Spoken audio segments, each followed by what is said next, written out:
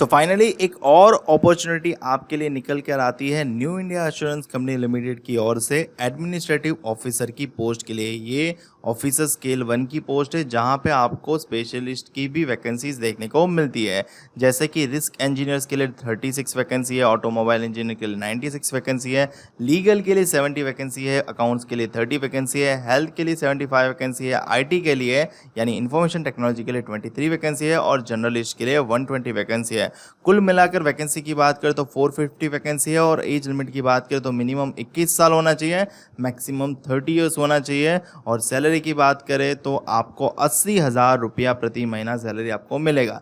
आवेदन कब से कर सकते हो तो 1 अगस्त से लेकर आवेदन शुरू होगा और 21 अगस्त 2023 तक आप आवेदन कर पाओगे। ऑफिशियल यानी फुल नोटिफिकेशन का PDF अभी तक नहीं आया है, जैसे ही आता है मैं आपको वो इन्फॉर्म कर दूंगा। और अगर बात करूँ तो ये एक पेपर एडवर्टाइजमेंट कटआउट है, तो पेपर में आया हुआ कटआउट है, तो नोटिफिकेशन में आपको 1-2 दिन में देखने को मिल जाएगा। बट काफ़ी लोगों का डाउट रहेगा कि सर इसमें एजुकेशनल क्वालिफिकेशन क्या है, तो चलिए हम इसका पता लगाते हैं प्रीवियस ईयर्स के नोटिफिकेशन की ओर से। सो ये जो नोटिफिकेशन है ये 2021 का रिक्रूटमेंट नोटिफिकेशन है जहां पे 300 उन्होंने जर्नलिस्ट रिक्रूट किए थे। और यहाँ पे अगर आप देखोगे एजुकेशनल क्वालिफिकेशन के सेक्शन में तो candidate must possess the minimum qualification of a graduate और post graduate degree in any discipline from a recognized university और any equivalent qualification recognized such as by central government with at least 60% marks in either of the degree examination. यानी आपके पास कोई भी stream से graduation होना चाहिए, but condition ये है कि मिनिमम 60% होना चाहिए। और यदि आप SC ST PWBD कैंडिडेट है तो उनके लिए 55% होगा तो भी चलेगा। अगर ग्रेजुएशन में परसेंटेज नहीं है और अगर आपने पोस्ट ग्रेजुएशन कर रखा है और उसमें अगर आपके रिक्वायर्ड परसेंटेज आ जाते हैं 60%, तो आप एलिजिबल हो, ठीक है। और यहाँ पे उस टाइम पे लिखा था those who are in final year और सेमेस्टर ऑफ देयर ग्रेजुएशन में ऑल्सो अप्लाई।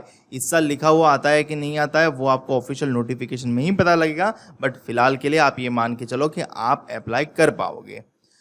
दूसरी चीज़ बात करें, अगर हम उसके पिछले वाले नोटिफिकेशन में जाएं जो 2018-19 में आई थी, वहां पे आपको देखने को मिलेगा कि उन्होंने स्पेशलिस्ट रिक्रूट किया था, company secretary, legal, accounts and finance and journalist. तो यहां से आपको 2 और फील्ड का एजुकेशनल क्वालिफिकेशन देखने को मिलता है। तो हम अगर बॉटम डाउन चलते हैं तो ये मेरे ख्याल से एजुकेशनल क्वालिफिकेशन है। यहाँ पे अगर आप लीगल स्ट्रीम के लिए देखोगे तो ग्रेजुएट और post graduate degree in law with minimum 60% mark and 55% for SC ST PWBD।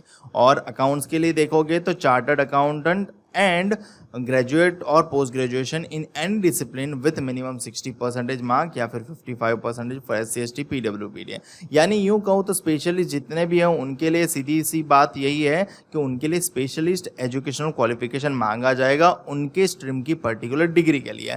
Journalist में कोई भी आवेदन कर सकता है मिनिमम 60% मार्क्स के साथ, और जो स्पेशलिस्ट के लिए आवेदन करना चाहते हैं उनको मिल जाएगा उनकी अगर स्ट्रीम से उन्होंने आवेदन किया है तो। अब बात करते हैं कि सर रिस्क इंजीनियर की, ऑटोमोबाइल इंजीनियर की, लीगल या हेल्थ की एजुकेशन क्वालिफिकेशन क्या रहेगी, तो स्पेशलिस्ट ही रहेगी, आपको उसी ग्रेजुएशन के स्ट्रीम में किया होना चाहिए। बट फिर भी ऑफिशियल नोटिफिकेशन में हमें ज़्यादा ब्रॉडर वे में पता चलेगा, तो वेट करते हैं ऑफिशियल नोटिफिकेशन का। जैसे ही ऑफिशियल नोटिफिकेशन आ जाती है मैं आपको इसका इन्फॉर्मेशन दे दूँगा। मिलते हैं अगले वीडियो में।